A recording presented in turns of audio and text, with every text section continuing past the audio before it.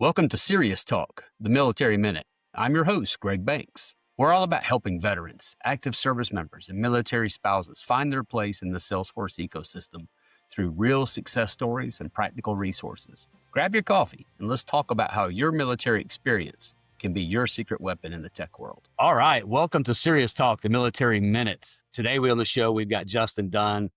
Man, it's been hard to kind of get this scheduled out with you. Justin's got a lot of big life news going on. Been really busy recently beyond work, but a little bit of background on you, Justin, that I've been able to gather, and then we'll have you tell some of your story here. But you've been in the ecosystem about 3.5 years. You're 9 times Salesforce-certified. You're a 7+ year Air Force veteran. We're going to get into some of the stuff that why you went in and some of that stuff today. And some quotes from around the company about Justin. So this is from Al, your boss, our delivery director. Justin surprises and delights clients and colleagues alike with his kinetic energy and positive outlook.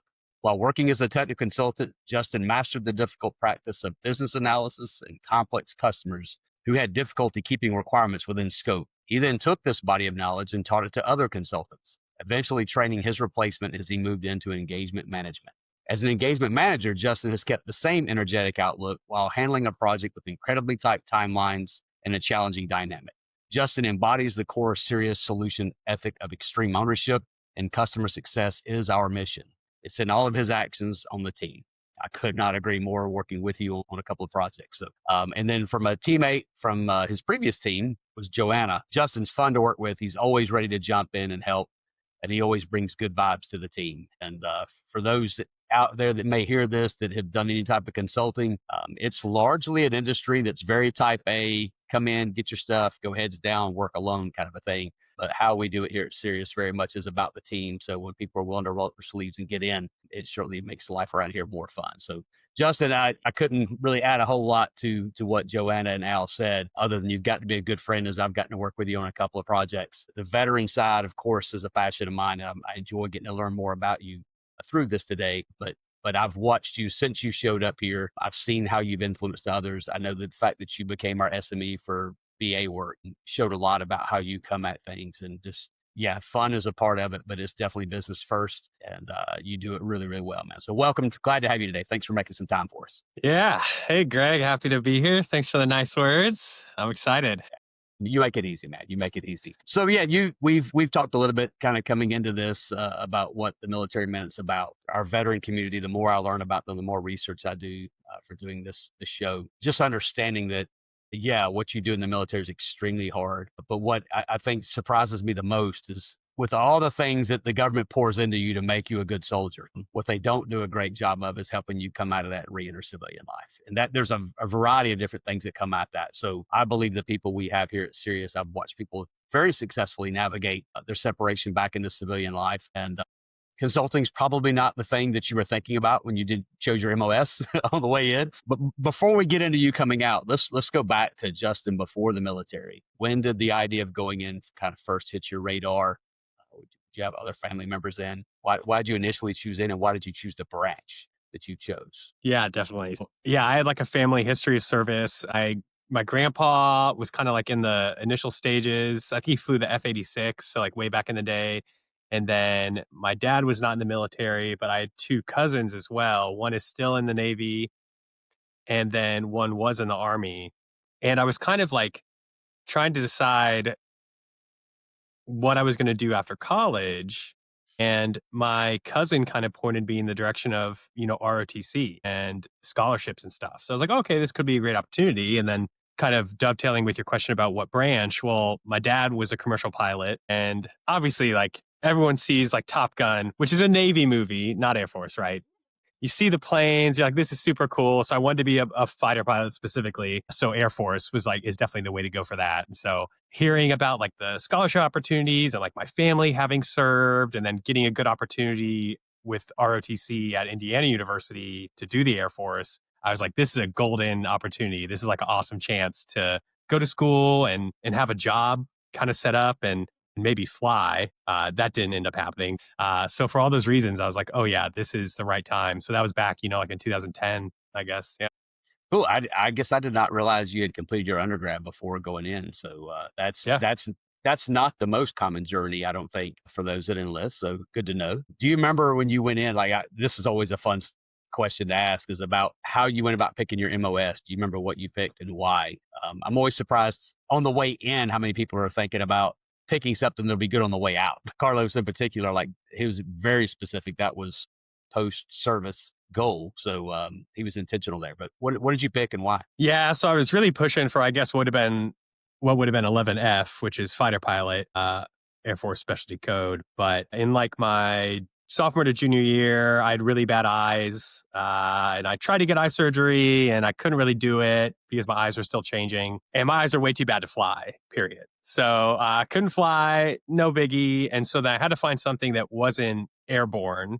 To be fair, the majority of the Air Force is not flying planes. The minority of people do that. So had to find another job in the Air Force. And I still wanted to be involved in airfield operations, flying, the flying community, et cetera. And so that's great because there's a Air Force Specialty Code 13 Mike Airfield Operations Officer.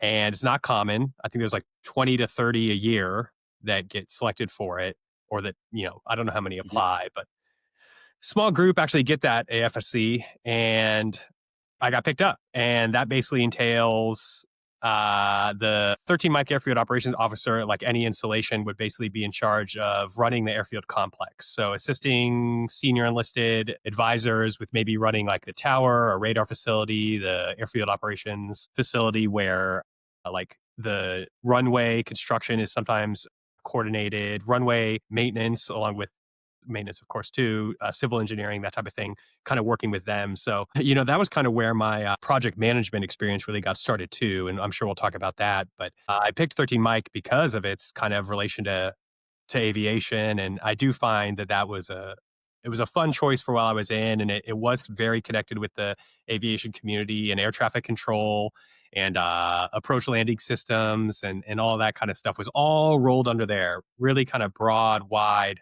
job with lots of supervision and lots of kind of project management. And so that's why I ended up choosing, and that's kind of why I liked it, I guess. And Okay. I am glad I picked it. And I would pick it again probably too. It's fun and hard and dynamic and different. And the only thing is it doesn't really have a ton of it has some experience post military, especially depending what rank you are, but um, that just depends. Okay.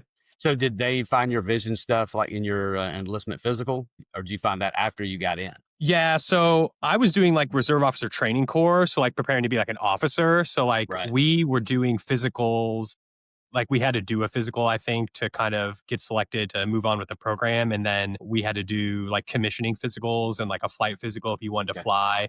And it was kind of like around that time. And I'd even tried to go like to a civilian doctor and they kind of said no. And so it wasn't really a Okay. surprise. I knew my eyes were really bad. They definitely, yeah, like I said, it wasn't really a surprise. I had pretty Okay. terrible eyesight. Yeah, and I remember when I went to college, my grandfather was in the Army in Korea, and my father was a reservist during the Vietnam era. But it wasn't from those two generations. They just didn't talk about it a whole lot. I mean, you knew it, but in fact, I don't think I knew my grandfather was in until I was probably nearly college age. Like it just never got spoken of. And my dad, Vietnam, like nobody talked about that. So, but at any rate, one of the things that I thought about post college was possibly going to OCS school. Yeah. So I thought about it, and the Air Force was a branch for the same reason, man. Like that was the original release of Top Gun was my generation, right? So Yeah. I was that age where, yeah, I mean that was something everybody I guess looked at. But when I looked at all the branches like marching, that didn't really excite me, but the idea of flying certainly did. But I went nowhere with it. Met a girl, and 35 years later, here we are. So anyway, cool. How many? So you did 7 years in. Always, Almost again, exactly. one of the things that I've learned is not everything's a bulk of four. I know primarily original enlistments are typically 4 years, but if you're a reservist, that can certainly change things. But at some point, you chose to get out. I'm assuming. Do you remember why? What the timing was of that? Yeah, I didn't really choose to get out. I was one of those maybe not rare cases, possible cases where I was medically retired. So when I had deployed just one time, which would have been like July of 2018, when I got there, I got sick.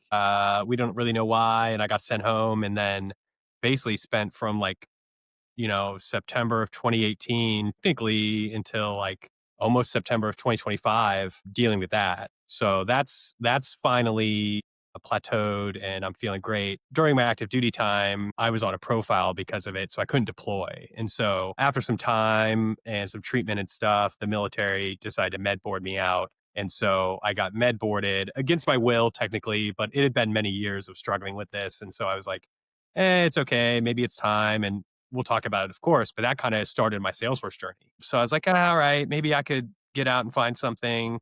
And I hadn't really thought about it. I think a lot of people assume that they're going to be in the military a long time, or maybe once you're kind of in just the meat grinder of the whole thing, you're like, oh, well, the years go by so fast. And if you're moving every 2 to 3 years, it kind of just flies by. But when this kind of thing happens, it like made me think about what the options are post Right. military, which, like I said, kind of started my Salesforce journey. Um, yeah. So there was when you start looking down that road, like when I got here and we were working through hiring our heroes, I know there's a window of time before which you can't really look at the separation stuff Yeah. officially. And then sometime I've heard that like in the last year, if you know you're going to get out within a year, that window opens sometimes at 6 months. But nonetheless, yours kind of snuck up on you. This wasn't due to planning. Do you remember what all resources that you were evaluating?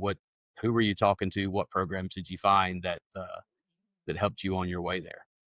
Yeah. I think I was kind of looking for something new. And I had a buddy, Charles from tech school that I had met, and he was a 13 Mike Airfield Operations Officer as well. And we stayed in touch. And he was kind of maybe trying to get out. He's actually still in. He's a major now in the Air Force, but he kind of pointed me in the direction of the hiring or hero or like Trailhead Military. Mhm.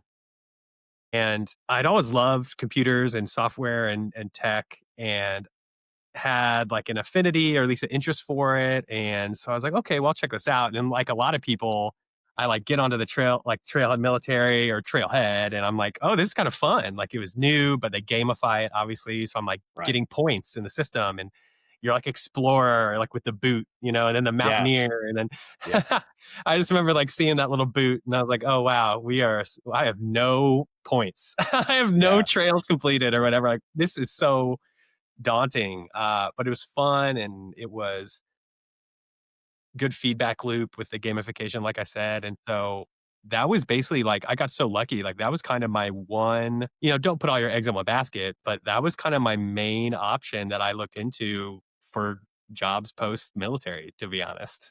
And you had, again, having gone and gotten an education, college education, you appreciated any kind of education that had value and was free. That probably one of the greatest things to talk about at Trailhead Military is that it's free, but you get beyond what your average civilian would get signing up, and that there's a military arm to that. Yeah. And I just read last week that it has been revamped. I know that there were some challenges. I think whoever ran it for a while maybe had stepped away, but they've got some new people involved in it. Some really exciting news coming out in that particular channel. But yeah, we try to gather all the resources that people I interview come across. We'll make sure in the show notes we put links to those. But I'm really, really excited to hear about Salesforce military programs getting relaunched, and the ability for them to do some really good stuff with the money, power, and influence they have is exciting to see. Cool. So you went into hiring our heroes. You at that point officially were on the Salesforce train. For those that don't know, in the hiring our heroes, you basically find a host company, companies that you interview with, and if you get placed, then you wind up working. I don't know if it's officially 11 or 12 weeks, and then there's a graduation, and then hopefully, if everything works out, I kind of call it a 12-week two-way interview, that you interview the company and the company interviews you. And at the end of that, if both parties agree, then you stay on. And I think about a year ago when we started looking into doing the podcast, and we had like a 92% retention rate Yeah. of people who wound up making an offer to, who accepted and came on. Over 92% of them stayed, which is really good. I think that points to a lot of things. I believe Hiring Our Heroes does a really, really good job of helping people navigate the expanse. I don't know, when you go to Hiring Our Heroes, do you have to show some indication to Salesforce? I guess I know you have to get the admin cert, but I know there's also non-Salesforce fellowships through Hiring Our Heroes too. So not sure how that door opens. We might can get into that a little bit, but once you choose that, that limits to Salesforce related host companies. But I think we've been really good at interviewing and knowing what we want to find in talent and finding the right personality, the chemistry. We can talk a little bit about your time on different teams since having arrived here. Crazy. Um, and you can have a lot of really, really good people, but if you don't have team chemistry, it's hard for the real value of a team to be perceived. it can ruin the team. Yeah. Kind of. Yeah. Yeah, for sure. See, I had a note here from our pre-interview talks that you started on Trailhead around August of 2021, and by January you had your your admin cert and PAB. Is that the process builder? Not process. Yeah, What's the process platform automation? app There you builder. go. Yeah. That's right. Platform automation. What do they even Death call it by now? I don't know if it's a different name now. Probably is. death by a thousand acronyms, right? Yeah. Yeah, which is impressive. I look back to I came into the ecosystem early 2011. Trailhead didn't come around for I think 5 or 6 years, and I didn't get my first. I think I got my first cert around 2021. So I was in almost 10 years before I even got an admin cert. But it just wasn't a big thing No. before Trailhead. So I think it's a really good way of taking an elephant and breaking it into bite-sized pieces. Salesforce is constantly changing, constantly developing, constantly updating. And there has to be some process other than going to a class, making sure the people out there that are carrying the baton for you, the people doing implementations, are doing it in a way as the product was intended. Hopefully. Let's cover a little bit of your background. You fellowship was January, so you were what they call, I don't remember what you call those, Q1 2022. 22-1, I think. Yeah. There you go, 22-1. Thank you. I was trying to remember the acronym, how it was broken down. You did your fellowship Q1 that year, and obviously came on full time in April. Then you spent, looks like probably what, 7 or 8 months on the Yep. managed services team. So you came in there. We haven't talked a lot about managed services on the podcast yet. Why don't you give us a little bit of background about not just what that department is, but your time there? I would say that's a tough place to work because everyone just brings their problems. So like and I won't go in depth, like really quick for those of you who are listening and don't know, it's basically like, if a company signs a managed service agreement with us, maybe it'd be for like a certain amount of hours every month of support. And the people on that team within that bucket of hours would be helping the business with maybe, well, anything they want, kind of issues that pop up in their org, automations, things, reporting, user experience, user access, integrations with Outlook, Gmail, all stuff that I worked on during my time. And so you'd be challenged every day kind of with something new. It's good and bad. It's good because you're learning something new like all the time. It's hard. Yeah. It's tough because, coming into the ecosystem with no experience hands-on at Salesforce. And then you're kind of like on the firefighting crew. It's hard to learn. It's hard to learn sometimes in that kind of atmosphere, or it makes it higher stress sometimes. So it was good for the learning, and it was good for the communication with clients. And it was good for like learning how to run engagements on a small scale, like maybe just one-on-one with just one person from the business, and follow-ups and tracking do outs and action items and all of that. So it was like a great learning experience and difficult for the reasons I talked about as well. Yeah. Yeah. Yeah. I mean, the Trailhead's great to go get your admin cert, but it's one thing to say I passed the test. It's another thing to say somebody pulled the car into the garage, they put it up on a lift, and I know what an engine is, but I don't know if I can separate an intake from an exhaust manifold or kind of a thing, right? There's a baptism by fire to get through some of those early days, I'm sure. And I Yeah. know, I mean, and to contrast that, the opposite of that is kind of more delivery, which is meeting with a client, defining actual business requirements, mocking up designs, and doing a build out. When you do build out on delivery, you can certainly delegate things like page layouts, field creation, maybe some simple flows to an associate. And the more complex thing, go into more evolved or more developed consultants. You don't really have that delineation on managed services. It's you. Get your toolbox and show up, right? Cool. Yeah. Yeah. Okay. So, and you looks like you did that till from April of 22 till around May of 23. So a little over a year on that Yeah. team. In May of that year, you moved over to Team Bravo, which was one of our CPQ teams, and you were there for a while. So talk a little bit about Team Bravo, what you guys did there, and what the heck is CPQ? And it's not even called that anymore. Well, CPQ's being sunset, right? And then it's Revenue Cloud Advanced now. So CPQ, they're not selling anymore. Now it's Revenue Cloud Advanced, and that's a whole other change. Not going to talk about that. Yeah. I was there back in the day now for CPQ proper, Salesforce CPQ, proper. And that was along my journey kind of where I cut my teeth as a business analyst, as a BA. We were doing some pretty big engagements with some different portions of a large multinational company, different kind of business units that were kind of around the globe. And so they'd been working through a few of those in a row. I think maybe one, or we're working on the second when I joined.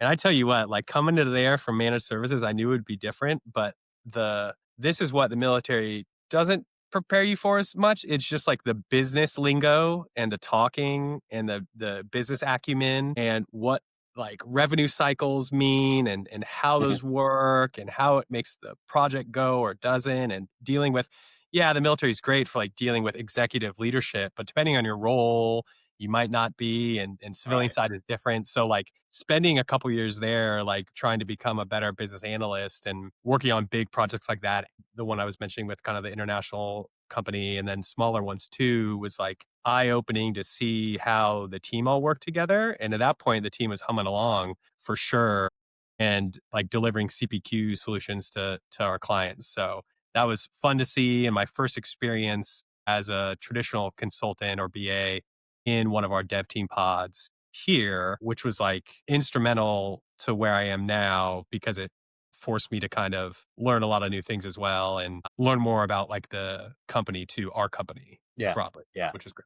Certainly. It's a really good point. Prior to me coming here, I worked for a company and I had been in project management, one kind or the other, for upwards of 20 years, but found myself in the Salesforce space kind of by accident, like a lot of people do. That really wasn't on my career path, but I wound up there. And I had somebody else join my team who literally had been on the IT route their whole life. I had been more on the business side as an engineer, but I was used to sitting in business meetings. I was used to the acumen, the abbreviations and all those things, the acronyms. And she had not. And we find ourselves in meetings and she's like, how do you know that? How do you know that? I'm like, I've been sitting in business meetings for a decade and a half. You kind of know, but to your point, like you can know Salesforce really well, but the role of a BA, again, for those who don't know what that is you sit in a meeting with a business, they don't know Salesforce and they're dumping on you what it is they want to do in whatever language that they choose to Yep. give it to you in. And a BA is really trying to take what that they're saying and turn it into, in Salesforce terms, what that means. This is going to become an object. This is going to become field. This might be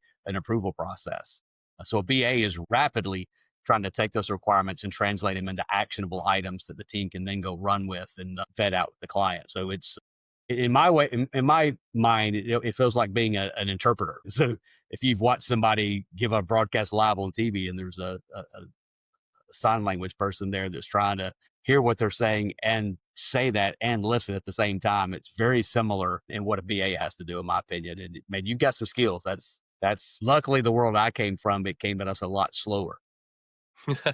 I was in-house IT, not a consultant, so it was a little easier place to cut your teeth. So, and then so roughly February of this year, you made the move from Team Bravo to Team Foxtrot.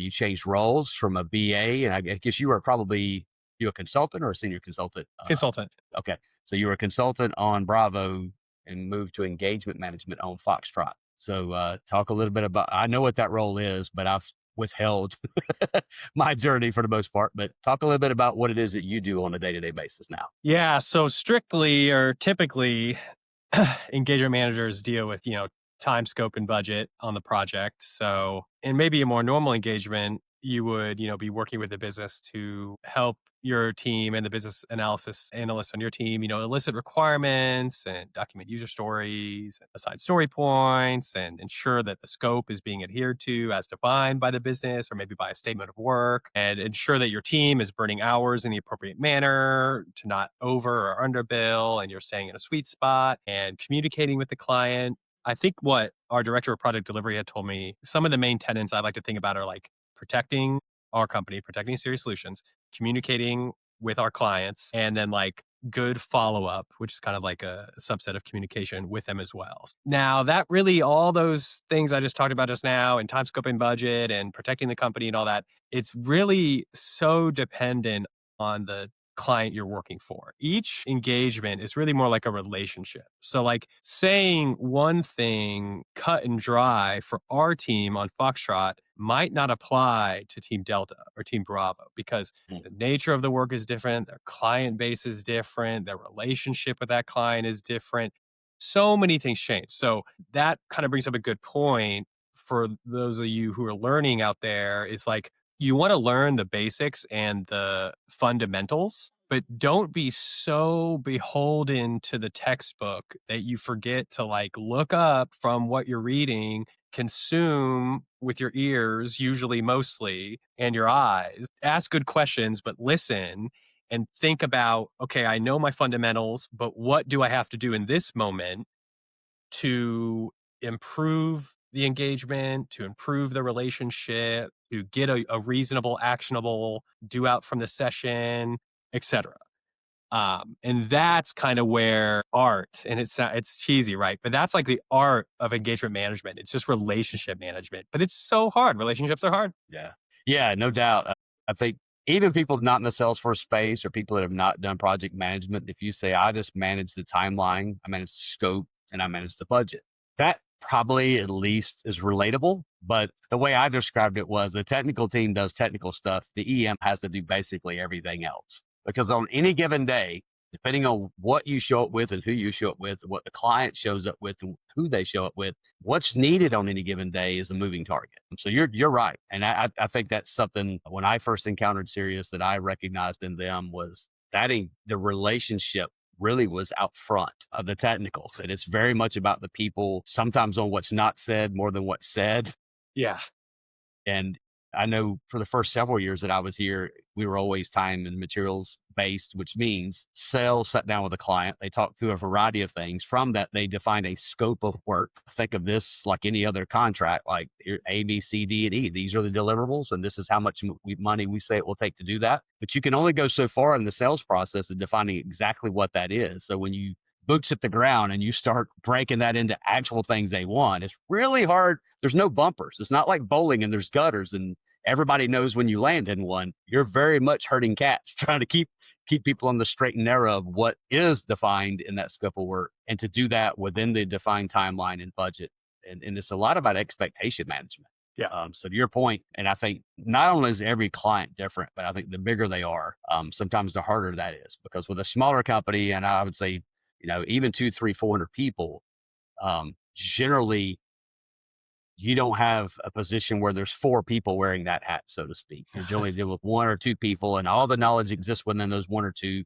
So the amount of people that might fray your focus is lessened, and it is a little easier to stay on track. But when you get with a bigger company, 800,000 or more, now you're dealing with, 8, 10, 12 people who may not see eye to eye. They may not even know what the other one does. And very oftentimes they show up with contradicting expectations. So again, expectation management, relationship management it gets more challenging. Ironically, CRM, customer relationship management, the software that we do, that's what it is. It's supposed to be about understanding your customer and how you relate to them.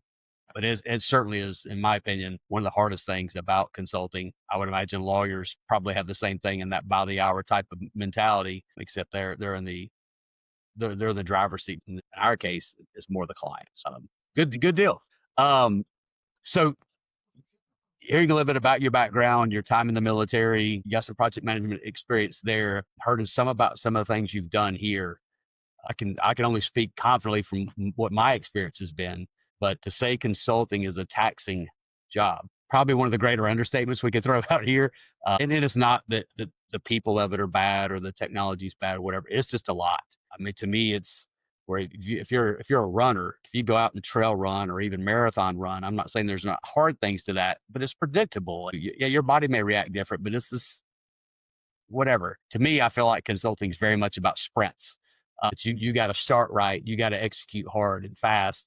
You got to be open to a pain in your foot or a track that doesn't feel just right, cleats that don't grip it as good as you'd want, somebody meandering into your lane, kind of a thing. There's a lot that comes at it. It's very dynamic, and in that, it's hard, I think, for people to be in this space for long periods of time and remain successful in it. So a couple of things I want to come out, and you can go with these either way you want, is in a job that does tax you, that does drain you a bit, tell me a little bit about what else is in your life after the 5 o'clock or whatever, 6, 7 o'clock, the end of your day. What are some things that helps recharge you? How do you navigate the day in and day out of the hustle of this and stay sharp? Yeah. I think I'll talk about something with work that I do first and then outside of work. I think the thing with work that's helped me a lot, like moving from a business analyst to like an individual contributor, kind of to like a project manager and a people manager in this case, is like I am pretty strict with my schedule. I try to be. Like, doesn't have to necessarily be waking up at the exact same time, but trying to get started at the same time and end at the same time, because then you know kind of how much time you have that day and you can kind of block your time successfully. So I'd say like within the day and how to not drive yourself crazy, it really helps to like try to block your time, know what you're going to work on during each session, have outstanding task tracking ability or tools that you use or both. So that kind of lowers the stress during the day, prioritization and understanding what needs to be done. Outside of work, I like to do Olympic weightlifting, which is the snatch and the clean and jerk. I work out there like 3 days a week, nothing crazy. And then like I'll go on walks with my girlfriend and the dogs. We'll go bouldering or rock climbing, ride bikes, go for a walk around the neighborhood, just hang out, see friends, pretty much normal stuff. But I think that the key for me, when you talk about like weightlifting, just regular weightlifting or bodybuilding, they always stress like diet, recovery, sleep, etc. And so if you want to feel good at work and have longevity in the game, in the consulting space, definitely it's like diet, sleep, all those things outside of work are going to play a big role in your ability to support the client at work. So I would say like it's a combination of all of those things. It's in office or at work behaviors and then post work as well combined that make it sustainable for me. So boundaries is good advice, whether it's how you do your day or how you do your night, right?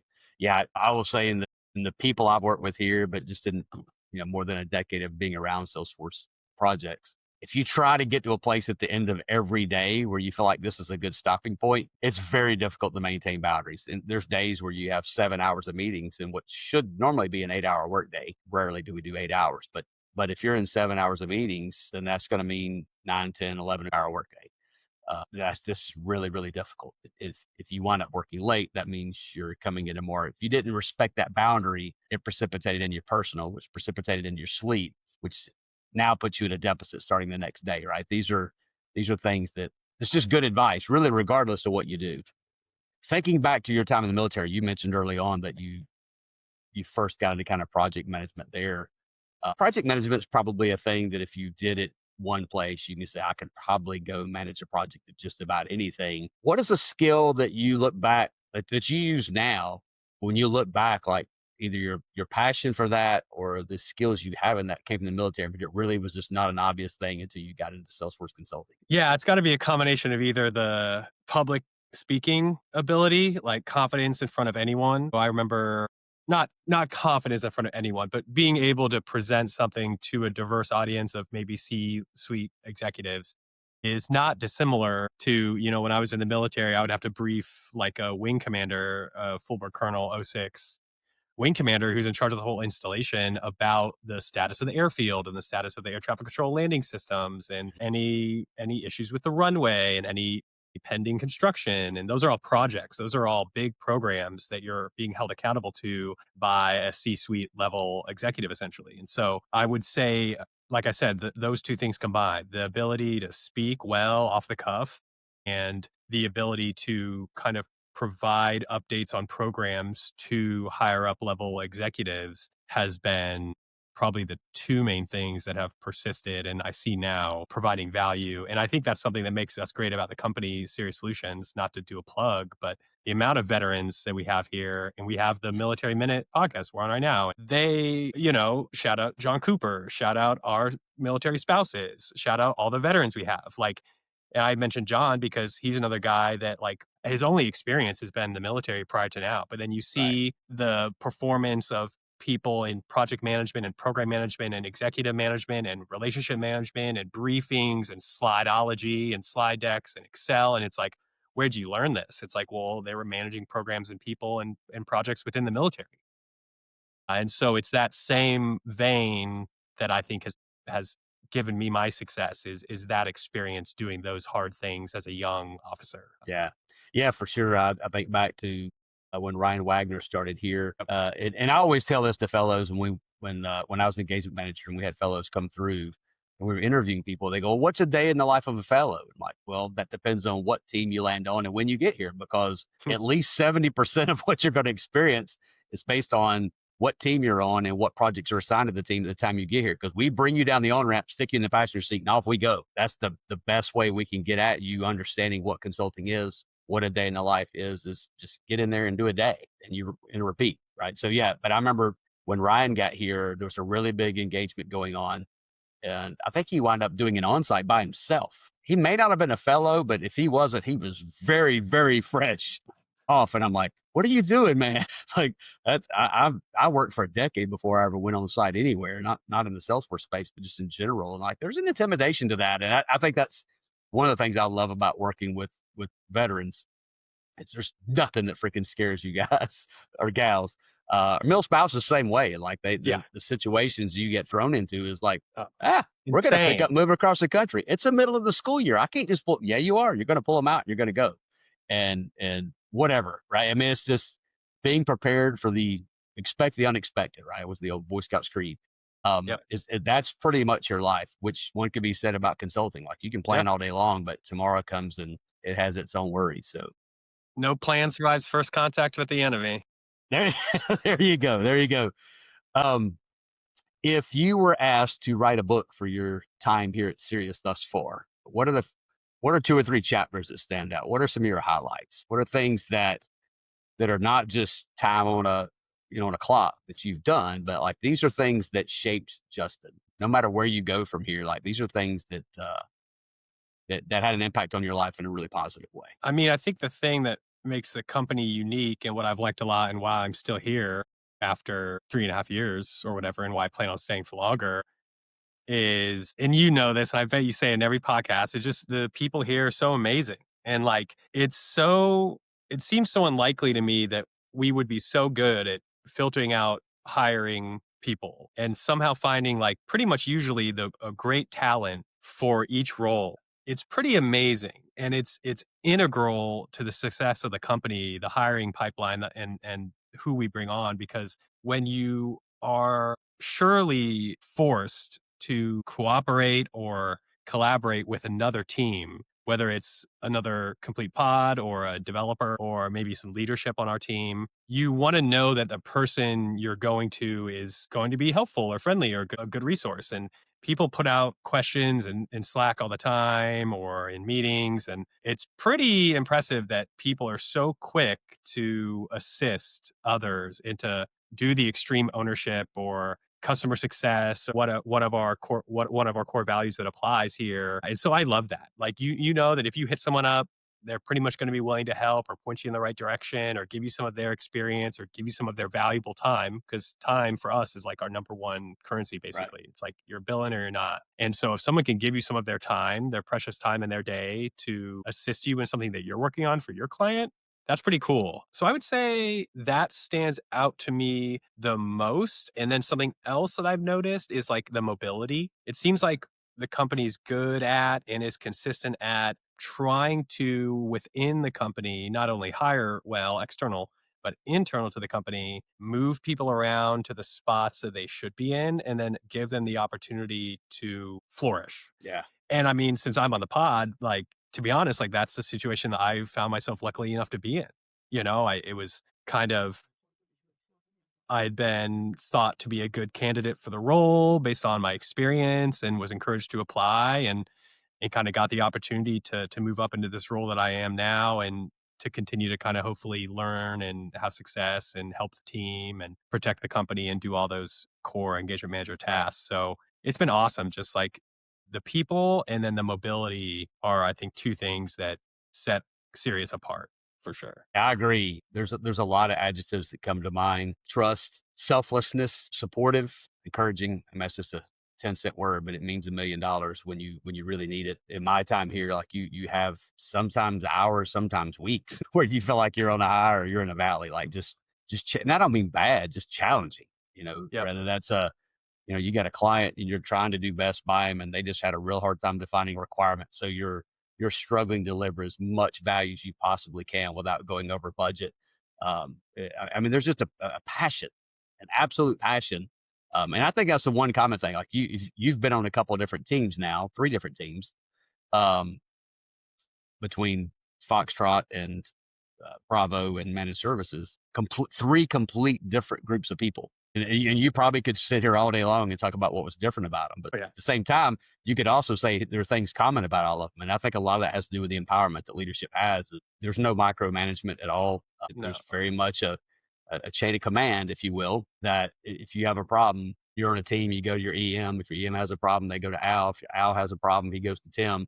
There's a path of escalation, and you're empowered to do what's got to be done to do right by our clients and only get help when you need it. Maybe that puts you in situations having to have hard conversations you don't really want to have.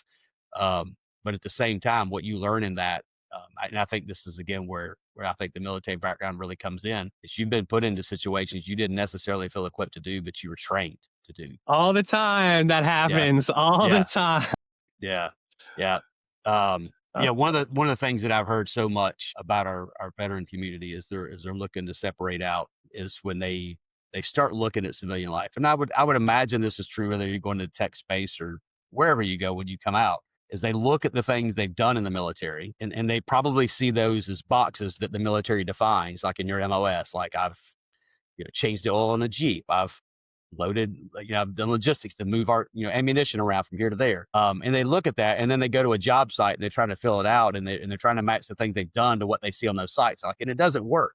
And I think the underlying theme and kind of what I want to come out from here is don't get caught up in what that thing was. Think about what you learned in that thing. And that is universal. Yep. The confidence to stand before people, the ability to look at what seems like an insurmountable pile of things and somehow look at it, deduce what the high priorities are, the high value is, the most critical people to meet, whatever they are. And you keep doing what you've always done. You're just doing it with different tools in front of a different audience. And that's the thing that seems to be universal in the stories I'm hearing, man. But really, really cool to hear your journey. And I think you got here not too long after I did. And I'm a bit older chronologically than a lot of the folks here. I haven't been here longer than most, but at the same time, there's kind of that proud dad type of feeling where I came here with hopes of having a life that allowed me to go do some type of service to give back to the military. Then I heard about Hiring Our Heroes and I found out we were involved in it. And then I had an opportunity to step into a deeper engagement in working with it. And man, what a great honor for somebody who didn't go lay their hand down and sign a piece of paper and take an oath. I stand in great humility to those that did. And for the spouses of those who partnered with somebody who did that, that's a whole different kind of crazy that I can't relate to. But as I hear these stories, as I see the people, as I see families go from, I think the mil spouse is a different journey to watch because I see the spouse being here and their spouse is off doing whatever. When you see them successfully transition out, get home to their family, have a normal Christmas, get their first home, whatever those things are, man, you just want to see people that like you guys, like you're the best that the country has to offer. And when I get to see you succeed, and if I play any role in coaching or helping or whatever those things are, man, it is the greatest honor of my life to be able to do that. Salesforce aside, Cirrius aside, that's just a cool thing for Greg to have a chance to see and do, man. So I appreciate you telling your story today. We talked a little bit around about what we get through today. Those are kind of the questions I had. The last one I had, and if you want to answer this, or if there's just some other piece of advice you want to offer out to a veteran that's looking at finding their way out, whether it's to Salesforce, to Hiring Our Heroes, or just encouragement about the ability for somebody who's been through 4+ years of intense life, to give them hope in navigating. But the last question I had kind of written down was, the thing I like about consulting is there's no 2 days are the same, right? I continuously meet new people who have new challenges, and we navigate new struggles together. And at the end of the day, me showing up to work hopefully has a positive impact on our clients' lives. And that might be an individual or a group of people in the project. What's one of the most important things that you've learned this year that, again, is shaping who you are? It's how you're doing the job. Maybe it's who you're currently engaged with in terms of the clients. What's a really important thing that you're taking away this year? I think one of the most important things, especially as an engagement manager or business analyst, is definitely documentation. People hate it, but by that I typically mean when you have these conversations with the business that are costing time and money for them, you want to have action items or deliverables or user stories resulting from that, and if applicable. So understanding and listening to the business and being able to get value out of those interactions is really important. And also being prepared I guess what I'm learning now in my current role and like the thing that's standing out to me the most is that piece, which is like, documentation, making sure you're taking care of follow-up and all that. And because you're kind of letting your client know what you're working on and what you're hearing from them. You're kind of like, yet again, you're being a good partner. You're saying, okay, this is what I'm hearing, this is what's happening. This is what I'm hearing, this is what we're doing. It's that. Then the thing that I don't think I've learned yet, but the thing I'm working on more is it's hard, but it's like thinking short and long. So like engagement managers out there or BAs, how do you, it's difficult, both plan for the short term, like in your sprint maybe, and then somehow also simultaneously plan and think long term. I still haven't got it totally down at all, but that's something I'm trying to focus on too. And I think has a lot of applicability for a lot of roles, but it's probably those things. It's like you want to be able to protect your team and provide back to the client with what you're hearing from them. And you never know when that's going to come up. So being very thorough, following up, communicating clearly, documenting that communication. It sounds maybe sometimes tedious. It sounds maybe even some people think it's boring. But that's the bread and butter, I think, for kind of this role. It's the relationship management. It's that communication. So it's super important. Yeah, that we did um, John and I actually did a coaching session with 4Block. They brought, I don't know, 20, 30 service members in. They had about 10 of us volunteers. We went into breakout rooms. And one of the questions that I heard repeatedly was, what is it like being in a civilian job? Like they just, like in the military, it is so cut and dry. These are your orders. They're not to be questioned. Go do it. I don't want nothing but yes, sir, no, sir. That's all I want to hear. That is so not what business world is, man. There's a lot of gray. There's a lot of shifting sand. And I would say that's probably the hardest thing. And maybe what you just described is, I mean, that's life. Man. Like, don't forget to pay the mortgage because you want to have somewhere to live in 30 years, but don't forget to date your girlfriend, right? There's that tension could translate to almost every season of life. Like, yeah, maybe I want a piece of candy or a piece of cake, or maybe I want to eat the 32-ounce steak. It's not healthy. I can't do it every night, but why not every once in a while? Long term, That's right. long term, I might have to run a couple extra miles tomorrow, right? If There's I want always to have that. some longevity. There's Yeah. So consequences for your there's actions, got, right? yeah, yeah. So in that, I think that's a really good way to look at how that translates into business life. In the military, you have the orders to fall back on and kind of shield you that you did what you were Yeah. ordered to do. So there's some safety in Great subordination. point. Yep. Where in business life, I think there's a lot more accountability is distributed very often, or blame, if you want to call it that. But if But you, yeah, but and yeah, that's what I was talking about. If you got your stuff together and your documentation is yeah, good and your communication is consistent and it's yet again it's documented, then it's like you have something to fall back on right, when, if and when something like that happens. yeah. So some good news to put out there. Justin's going into a slightly different season of life. A pretty big week last week, didn't you? You can see the mess. I moved into a new place with my long term partner Anna, and it's been awesome. But so yeah, forgive the mess too for sure. But and that's another thing too with work. It's like the life stuff. I mean, Greg, you know this as well as anybody else. Like the life stuff doesn't stop happening while you're trying to do these. And some of these engagements are considered very important by the client. And it's you have that going on. Like right now, we have a particularly difficult one going on with a durable medical equipment manufacturer and vendor, and it's hard. That boundary creation that I talked about earlier is really important because if you let it sometimes get into your personal life with the stresses of work, and I'm talking to military people here maybe, so they get it, but it happens in the civilian side too. And so if you think you're going to leave the military and like, oh, I'm stress free now, I'm not on the flight line doing maintenance on F-16 fighter jets. Well, unfortunately for you, now you're in front of a computer, but it's money. The money is not Right. unlimited like the military. The money is limited and you got to fight. And so that's tough. For sure. For sure. Yeah, it's really easy to justify putting every other thing in your life aside for this. That could be your marriage, it could be Oh your yeah, hot rod hobby car, or it could be a sure. client. If you're going to give more here, it's got to be in the world of finite time and budget, something's got to give. Yep. So, Don't make it man, your life. Don't make there it you your go. life. There you go. Good stuff. Well, man, congratulations to you. Really happy for you getting a home and start putting some roots down. And been a long journey, I guess, coming out of the military to see where you're at today. But truly, in no condescending tone, just proud to know you, proud to work with you, proud of seeing the growth that I've seen from you in your time here. And just look forward to what you continue to grow into in the future, bud. Thanks, Greg. Thanks for having me on.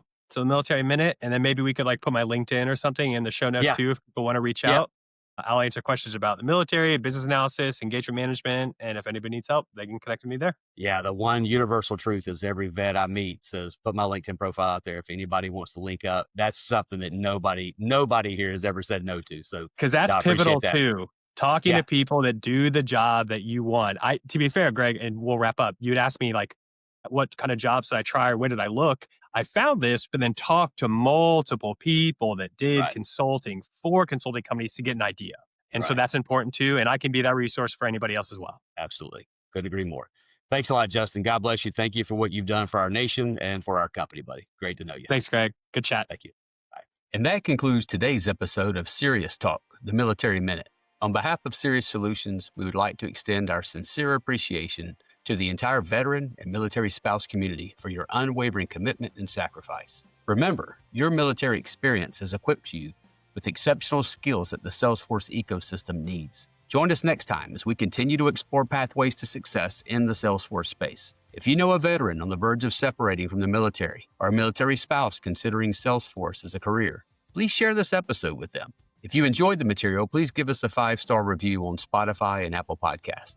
Please subscribe on YouTube so that you can be alerted to new content. We greatly appreciate all of your support. Please see the show notes for links to learn more about Cirrius Solutions and other programs discussed in this episode.